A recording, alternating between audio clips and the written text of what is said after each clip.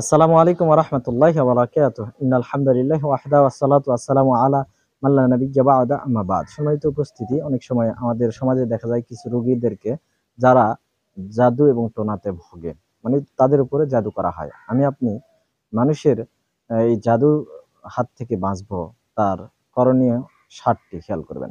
১ নম্বরে প্রতিদিন সকাল এবং সন্ধ্যায় সূরা ইখলাস, ফালাক এবং নাস ৩ বার করে পাঠ করতে হবে। ২ নাম্বারে করণীয় হচ্ছে প্রতিদিন সকালে এবং সন্ধ্যায় ৩ বার করে এই দোয়া পড়তে হবে। বিসমিল্লাহিল্লাযী লা ইয়াদুররু মা ইসমিহি শাইউন ফিল আরদি ওয়ালা ফিস সামাই ওয়া হুয়াস সামিউল আলিম।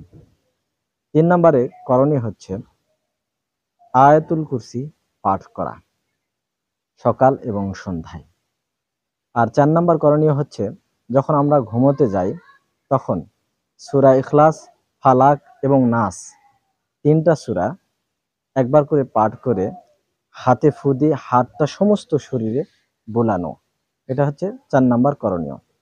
আর ৫ নাম্বার করণীয় হচ্ছে সকাল এবং সন্ধ্যায় ৩ বার করে এই দোয়া পাঠ করা। আল্লাহুম্মা আফিনি বাদানি, আল্লাহুম্মা আফিনি সামঈ, আল্লাহুম্মা আফিনি বাসারি। এই দোয়াটা ৩ বার করে পাঠ করতে হবে।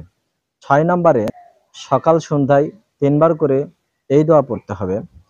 আউযু বিকালিমাতিল্লাহি তাম্মা মিন শাররি মা খালাক। আর সর্বশেষ ৭ নাম্বারে করণীয় হচ্ছে বাড়িতে বেশি বেশি সূরা বাকারা, বিশেষ করে সূরা বাকারার শেষ ২ আয়াত পাঠ করতে হবে। এই ৭ টি করণীয় যদি আমরা করতে পারি তাহলে আমাদের উপরে কেউ জাদু মন্ত্র করতে পারবে না। কারো জাদুই আমাদের শরীরে খাটবে না। আলহামদুলিল্লাহ। তাই আসুন এই আমলগুলো আমরা প্রতিদিন নিয়মিত করি। আল্লাহ তাআলা আমাদেরকে সে তৌফিক দান করুক। আমিন। ওয়া আখিরু দাওয়ানা আনিল হামদুলিল্লাহি রাব্বিল আলামিন।